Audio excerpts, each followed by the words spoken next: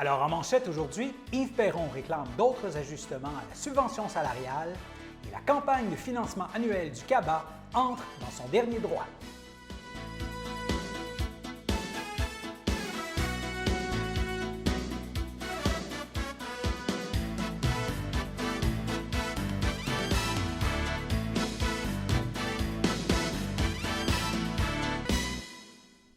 Alors bonjour mesdames, messieurs, mon nom est François Robert et bienvenue à votre bulletin d'information régionale du mardi 10 novembre. Alors tel qu'indiqué en manchette, le député bloquiste de la circonscription de Berthier-Masquinongé, M. Yves Perron, continue de réclamer d'autres ajustements à la subvention salariale. Nous en avons discuté avec lui ce matin, ainsi que du projet de loi C9 et d'autres actualités sur la colline parlementaire à Ottawa. Voici la première partie de notre entretien. Alors, malgré le contexte de pandémie, les députés élus à la Chambre des communes à Ottawa ne chôment pas. Au contraire, cette crise donne lieu à de nombreuses décisions difficiles et de nombreux débats. Nous rejoignons par vidéoconférence le député de la circonscription de Berthier-Masquinongé, le bloquiste Yves Perron, pour faire le point sur les derniers développements dans certains dossiers chauds. Bonjour, M. Perron. Bonjour, M. Robert, ça va bien? Oui, merci. Alors, nous avions déjà discuté ensemble de l'utilisation de la subvention salariale par certains partis fédéraux pour payer leurs employés, du moins une partie de leur salaire durant la crise.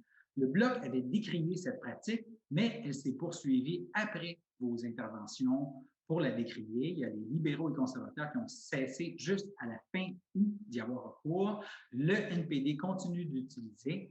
Vous auriez aimé que le projet de loi C9 interdise clairement aux partis politiques de demander la subvention salariale, si j'ai bien compris? Absolument. Et vous mentionnez que les conservateurs et les libéraux ont cessé de l'utiliser. Évidemment, c'est parce que ça commence à être gênant, parce que nous, on a amené ça sur la place publique. N'eût été du Bloc québécois, personne n'en aurait parlé et tout le monde s'en mettait plein les poches.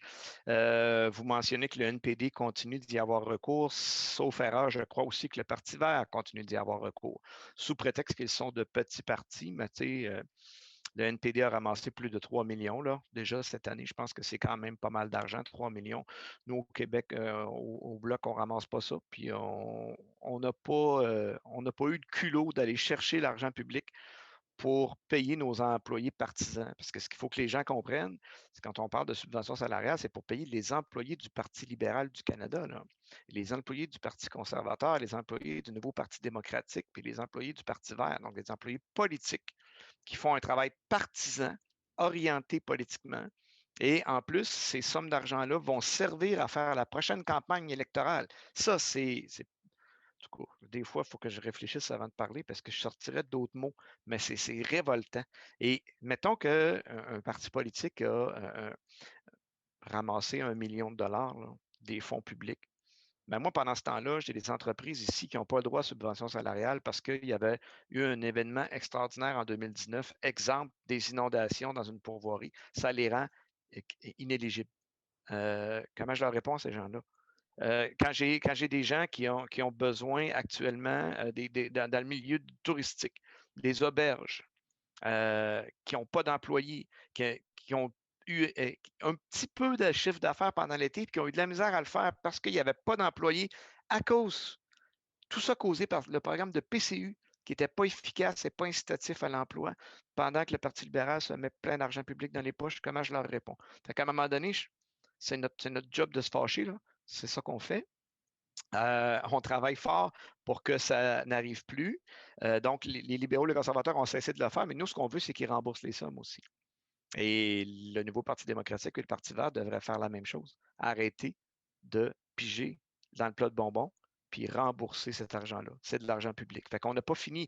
Bien sûr, notre amendement a été battu, je crois que c'est vendredi dernier. C'est choquant.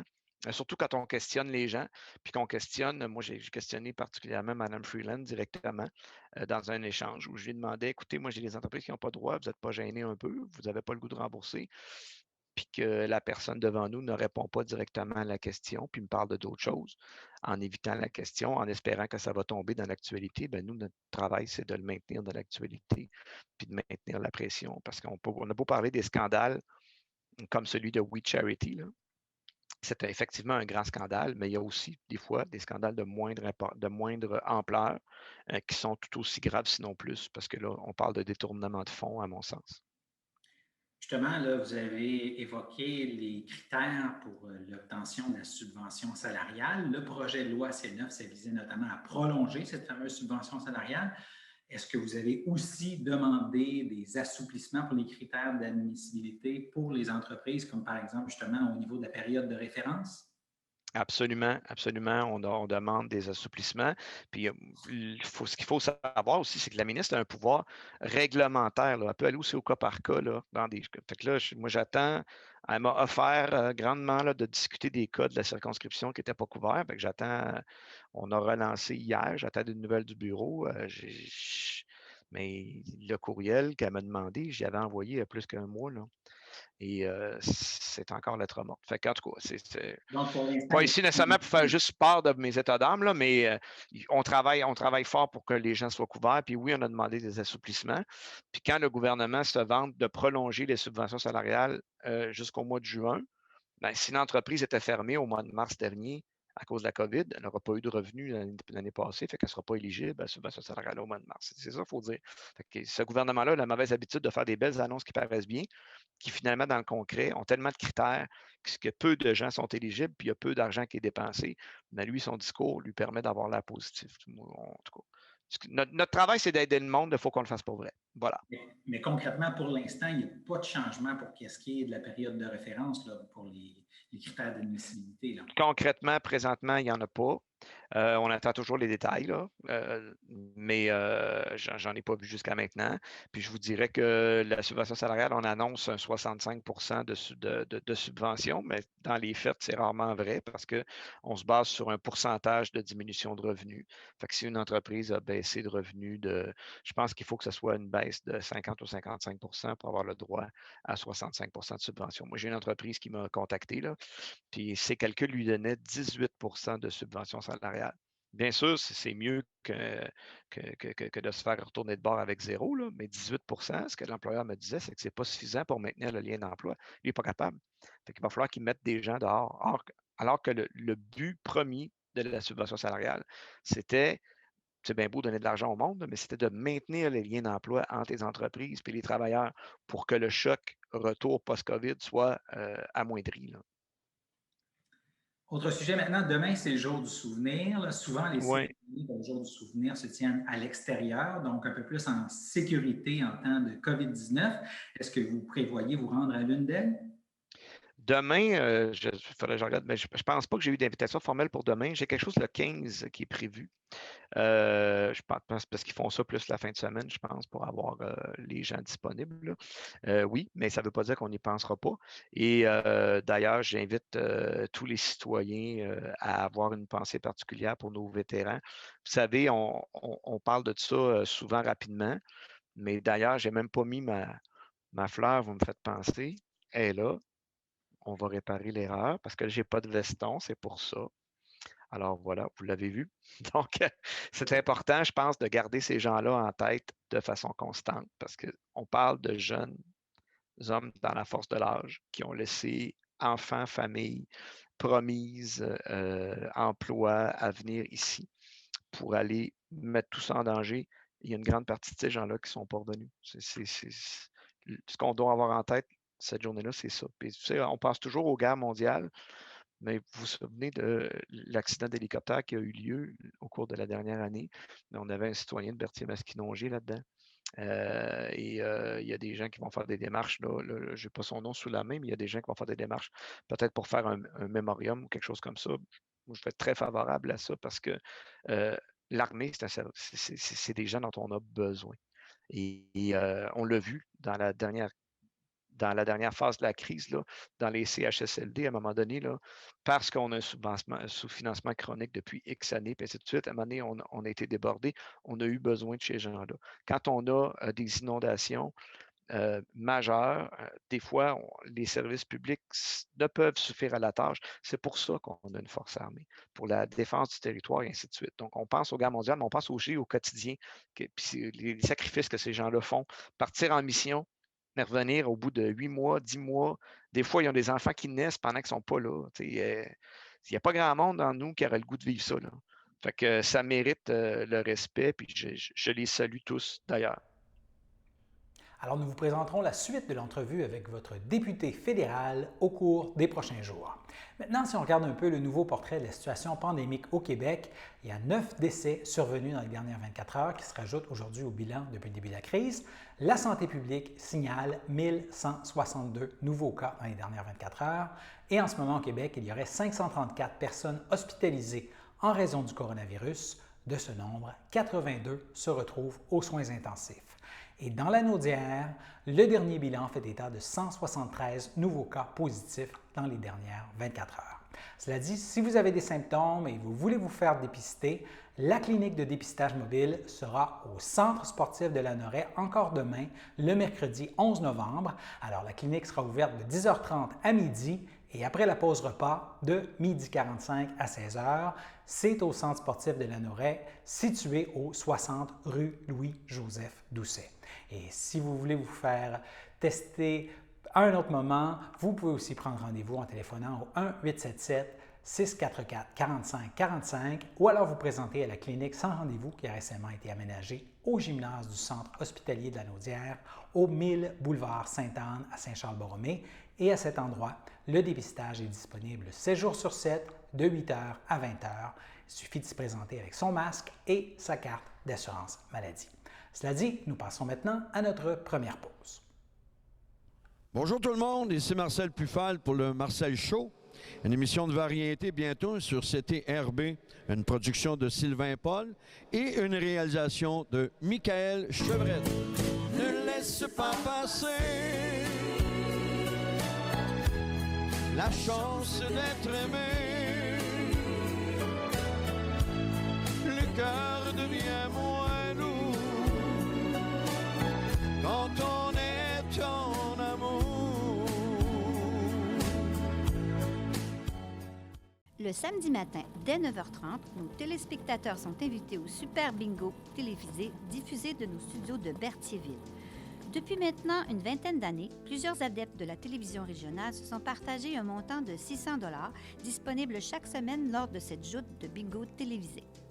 Un animateur et 3 bénévoles se succèdent à la caméra dans le but de vous faire passer une petite heure agréable et payante le samedi matin. On peut se procurer les cartes de jeu chez les dépositaires autorisés participants, c'est-à-dire à Berthierville, le dépanneur Formule 1 rue Gilles Villeneuve, le marché IGA Extra sur la rue Gabrielle-Brissette, le marché métro rue Notre-Dame, la pharmacie Proxime rue Frontenac, le garage Pétroté sur la rue Gilles Villeneuve et à Saint-Ignace de Loyola, le marché Aldo rang Saint-Michel, le dépanneur Le Magasin Esso sur le chemin de la Traverse. C'est un rendez-vous tous les samedis matins à 9h30 sur les ondes de CTRB, votre télévision régionale et communautaire.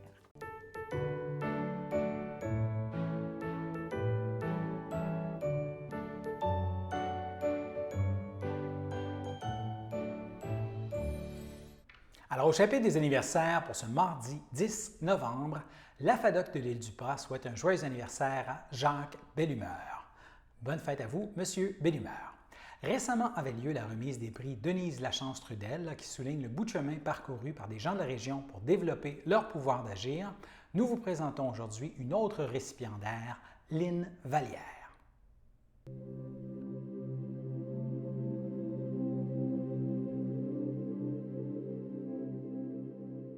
Bonjour, je me présente, je suis Carole Belrose, je suis coordonnatrice de l'organisme L'Envol. Aujourd'hui, il me fait plaisir de remettre un prix à Lynn Vallière, qui est une de nos membres de l'organisme depuis 5 ans, membre de notre conseil d'administration depuis maintenant 4 ans et présidente de notre conseil d'administration depuis déjà 2 ans. Lynn, c'est quelqu'un qui a peur de rien. Elle aime avoir des nouveaux défis. Au sein de notre organisme, elle a animé différents ateliers, elle a aidé à redécorer nos locaux, elle a fait des transports pour nos membres, elle représente notre organisme dans différents comités, sur des tables de concertation. C'est elle qui a animé de la danse en ligne pour l'organisme, du stretching, des ateliers de couponing. Elle nous a fait faire des masques dans le visage. Donc, elle a peur de rien. Rechercher des commanditaires, animer notre souper spaghetti à plusieurs reprises. Elle est toujours partante pour des nouveaux défis pour l'organisme. C'est une femme qui a des multiples talents, C'est aussi une fille de gang. Oui. Et puis, elle apporte une touche d'humour à notre grande famille de l'Envol. C'est pourquoi aujourd'hui, c'est un honneur pour nous de lui remettre le prix Denise Lachance-Trudel. Toute l'équipe, dans le fond de l'Envol, est très contente de lui remettre et de reconnaître que c'est une femme exceptionnelle et qu'on a eu la chance de la voir développer son pouvoir d'agir dans les 5 dernières années dans notre organisme. Donc, merci pour tout. Oh, merci beaucoup pour ces mots. Je tiens à remercier Alliance Dignité aussi qui m'a donné ça. Puis ce prix-là, ça va être affiché chez nous, c'est sûr et certain. Alors, restons dans le domaine communautaire. Ma collègue Danielle Yvon s'est entretenue avec Julie Morin du Centre d'action bénévole d'Autrey au sujet de leur campagne de financement annuel qui entre dans son dernier droit. Voici leur entretien. Bonjour Julie, comment ça va ce matin? Ça va très bien, merci Madame Yvon. Et vous? Ça va bien. On se parle aujourd'hui parce que c'est le dernier droit, le dernier bout à faire pour la campagne de financement, de sociofinancement et dans le fond de vos revenus autonomes, une certaine partie de vos revenus autonomes au CABA normalement qui se termine le 15 novembre. Tu peux nous en parler un petit peu comment ça va cette année et qu'est-ce qu'on doit faire le dernier ouf, le dernier petit bout à donner là? Oui, en fait, c'est ça. Chaque année, c'est toujours du 15 septembre au 15 novembre, la campagne de financement, comme vous l'avez dit. Cette année, comme vous le savez, on a la chance d'avoir un nouveau partenaire, un nouveau président d'honneur, qui est M. Jimmy Mondard, du IGA Famille Mondard à Berthierville.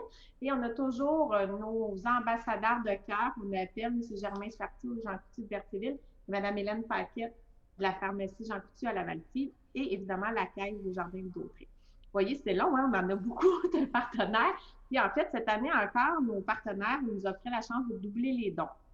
Donc, c'est la dernière semaine pour que les gens aient porté leurs dons, soit aux deux pharmacies Jean Coutu, comme j'ai nommé, ou au IGA Famille Mondard, dans le fond, juste un petit instant. Juste au IGA Famille Mondard, le téléphone ne sonne en même temps. Donc, c'est ça.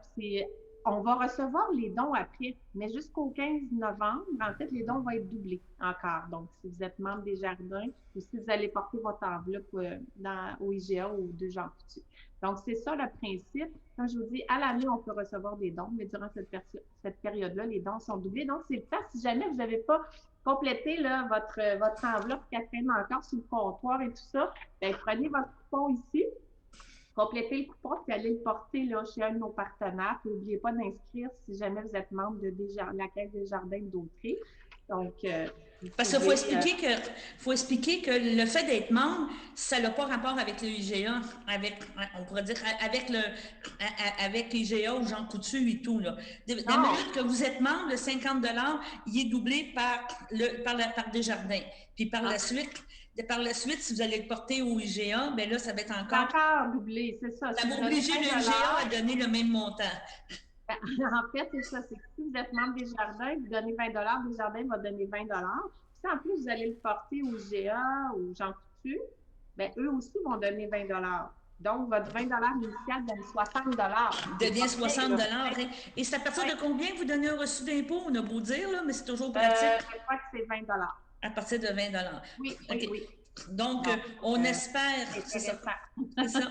On rappelle aux gens de continuer, de venir une dernière semaine, aller faire votre épicerie, profitez-en pour faire ce don-là. Et comme vous dites, par la suite, c'est toujours possible de faire un don. Mais le dernier petit bliss, c'est cette semaine. Donc, allons-y, travaillons fort pour que le CABA puisse avoir des services parce que malgré la pandémie, vous êtes encore très présent au niveau des services que vous offrez à la population. Là, sur tout ça, là, on est très, très présent. C'est malgré un effectif de bénévoles réduit, on est encore très présent pour l'accompagnement de transport, pour le service de popote roulante. Ça, c'est sûr que ça continue toujours. Les téléphones d'amitié. Il y a quelques activités virtuelles. On travaille un peu une programmation parce qu'on sait que ça va être de plus en plus. On forme beaucoup de gens pour le Zoom, là, pour que les gens puissent avoir accès.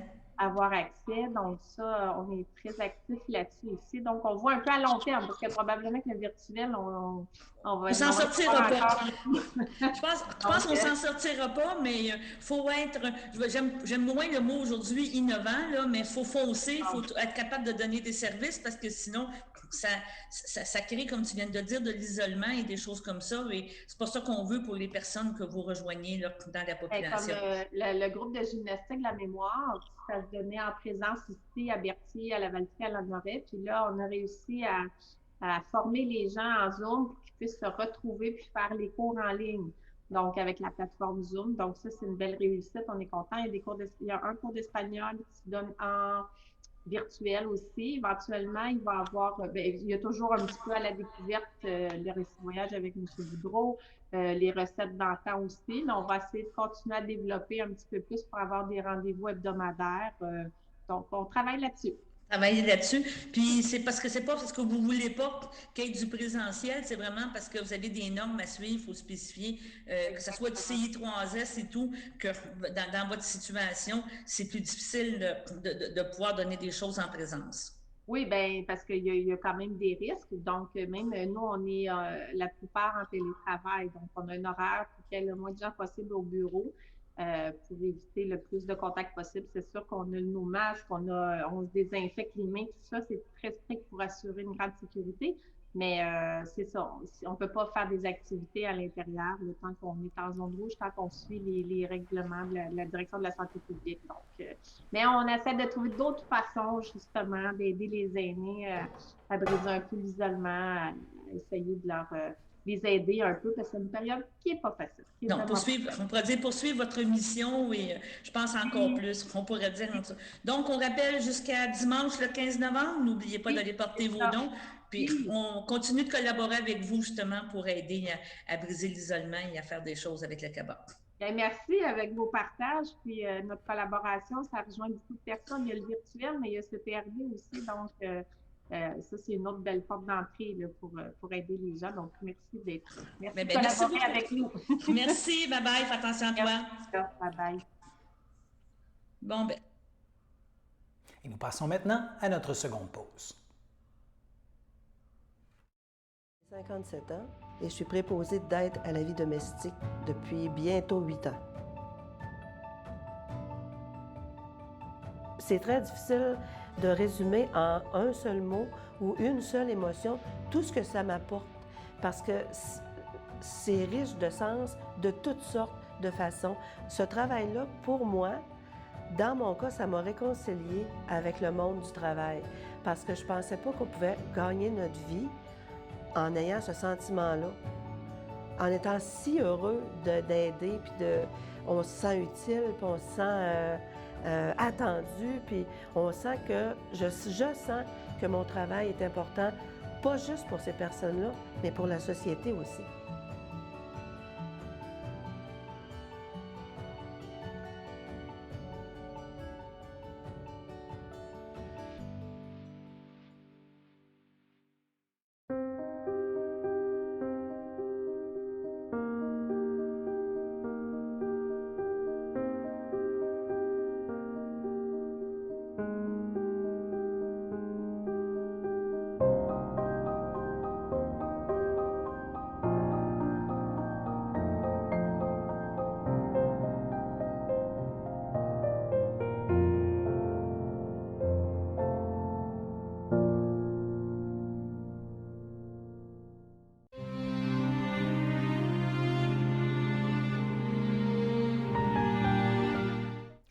Au CHDL de Saint-Charles-Borromée, le 27 octobre, à l'âge de 69 ans, est décédé M. Michel Brûlé. Il était l'époux de Francine Tucker, demeurant à la Visitation de l'île du Pas. Il laisse dans le deuil, outre son épouse, ses enfants, Francis Brûlé, Caroline Brûlé et son conjoint Steve Courchaine, de même que sa petite-fille Jennifer Brûlé et son conjoint William Lavoie-Morel. Il laisse aussi dans le deuil ses frères, sœurs, beaux-frères et belles-sœurs, Céline Brûlé et son conjoint Guy d'Aragon, André Brûlé et sa conjointe Lynne Majot, Martial Brûlé et sa conjointe Sylvie Moreau, Carmen Brûlé, feu Sylvain Huard, Louise A. Brûlé et son conjoint Michel Tremblay, Émile Brûlé, Michelle Tucker, ainsi que plusieurs neveux, nièces et autres parents et amis. Et la famille accueillera parents et amis au complexe funéraire Efterio du 741 rue Notre-Dame à Berthierville ce samedi, le samedi 14 novembre, dès midi, et suivra une liturgie à la chapelle du complexe à compter de 14h30. Et M. Brûlé sera inhumé au cimetière de Saint-Ignace de Loyola. Alors, au CHSLD Saint-Eusèbe de Joliette, le 3 novembre, à l'âge de 79 ans, est décédé M. Jean-Paul Sylvestre, époux de Danielle Giroux, demeurant à Sainte-Geneviève de Berthier. Lui a précédé sa fille France Sylvestre. Il laisse dans le deuil son épouse, Danielle Giroux, sa sœur, son frère, sa belle-sœur et son beau-frère, Céline Sylvestre et son conjoint Paul Laforêt, Alain Sylvestre et sa conjointe Gisèle Lavallée, ainsi que plusieurs neveux, nièces et autres parents et amis. Et la famille tient à remercier le personnel du 4e étage pour les bons soins prodigués à M. Sylvestre. La famille accueillera parents et amis ce dimanche, le dimanche 15 novembre, dès 13h, au complexe funéraire Efterio du 741 rue Notre-Dame à Berthierville, où suivra une liturgie à la chapelle du complexe à 15h. Et la dépouille de M. Sylvestre sera ensuite mise au columbarium avec sa fille France. Maintenant, au CHSLD Le Château de Berthier, le 6 novembre, à l'âge de 87 ans, est décédée Mme Marie-Reine Chevalier, épouse de feu Jean-Louis Gladu, demeurant à Saint-Ignace de Loyola. Lui a précédé Louise et Joanne. Elle laisse dans le deuil ses enfants, Rolande Gladu et son conjoint Christian Trudel, Marc-Henri Gladu, Denis Gladu, Sylvain Gladu. Elle laisse aussi dans le deuil ses 6 petits-enfants ainsi que ses 4 arrière-petits-enfants.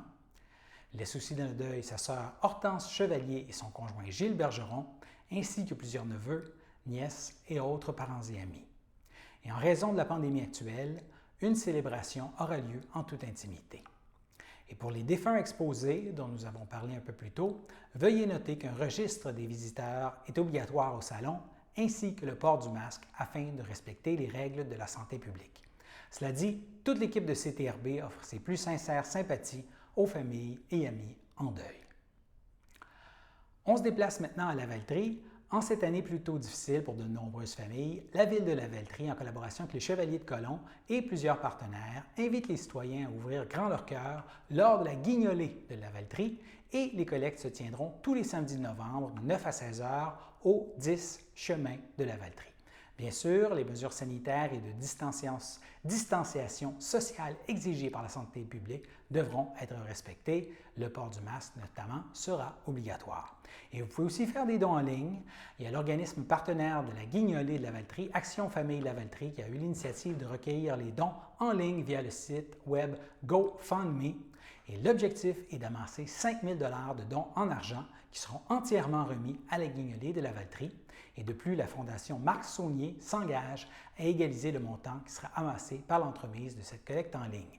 Et pour ce qui est des paniers de Noël de la guignolée, eh bien, les inscriptions pour recevoir un panier de Noël se feront à compter du 15 novembre par l'entremise d'Action Famille Lavaltrie au 450-586-0733. Je redonne le numéro 450-586-0733 et la distribution se fera le samedi 19 décembre au 10 chemin de Lavaltrie de 9 à midi. Et cette année, il y a un service de livraison aussi pour les aînés et les personnes à mobilité réduite qui sera offert grâce à l'implication du comptoir alimentaire L'Essentiel et de coffrage Synergie. Et autre nouveauté, si votre famille aimerait gâter les enfants d'une autre famille pour Noël, vous pouvez surveiller la page Facebook d'Action Famille Lavaltrie pour connaître tous les détails de l'activité de notre famille à la vôtre. Et vous pouvez faire une différence, un don à la fois. Un petit don peut faire une grande différence pour ceux qui en ont besoin. Chaque don est important et grandement apprécié, souligne Christian Goulet, qui est bien sûr maire de Lavaltrie. Cela dit, nous passons maintenant à la météo.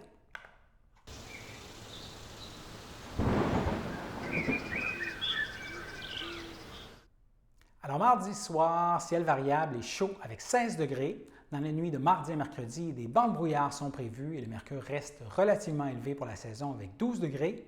Mercredi matin, nuageux avec 40 % de risque d'averse et 14 degrés. Mercredi après-midi, nuageux avec de nouveau 40 % de risque d'averse et cette fois 19 degrés. Et mercredi soir, plutôt nuageux, mais la probabilité d'averse diminue à 30 % et le mercure, lui, devrait descendre autour de 14 degrés. Alors voilà, c'était vos informations sur les ondes de CTRB. Revenez-nous demain pour un autre bulletin d'information régionale.